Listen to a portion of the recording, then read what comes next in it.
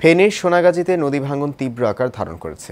নদীগর্ভে ইতিমধ্যে বিলীন শতাধিক ঘরবাড়ি। নদীর বুকে চলে গেছে বিস্তীর্ণ ফসলি জমি।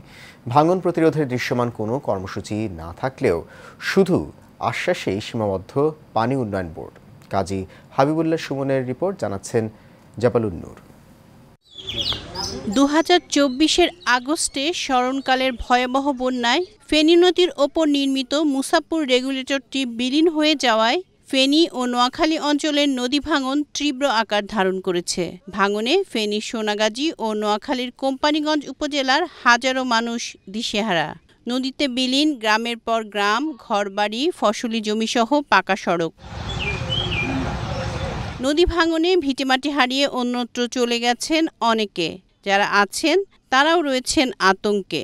এই নদীটা এখান থেকে 1 কিলো পশ্চিমে ছিল, ক্রমান্বয়ে নদীটা ওইদিকে চর দিয়ে যাচ্ছে, এইদিকে নদীটা ভাঙতে ভাঙতে কারামতিয়া কাজিরাট রাস্তার প্রায় নিকটে এসেছে।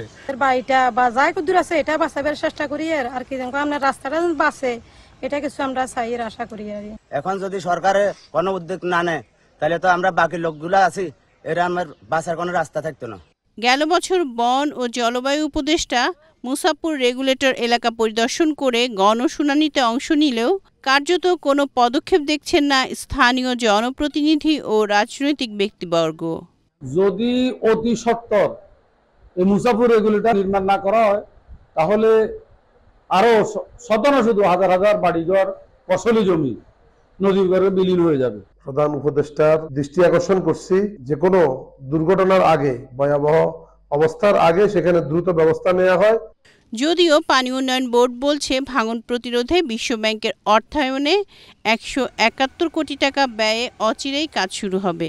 বিশ্বব্যাংকের আর্থিক সহায়তায় Bangladesh sustainable recovery emergency preparedness and response project be strong নামে একটি প্রকল্প ইতিমধ্যেই একনেকে পাশ হয়েছে। আমরা আশা করছি খুব শীঘ্রই এর আওতায় এই সমস্ত ভাঙন স্থানে ভাঙন প্রতিরোধমূলক কাজ সম্পন্ন করতে পারব। বছরের পর বছর বন্যা কবলিত মানুষকে আশ্বাসে সীমাবদ্ধ না রেখে কার্যকর পদক্ষেপ দেওয়ার দাবি স্থানীয়দের। জাবালুন নূর, এশিয়ান টেলিভিশন।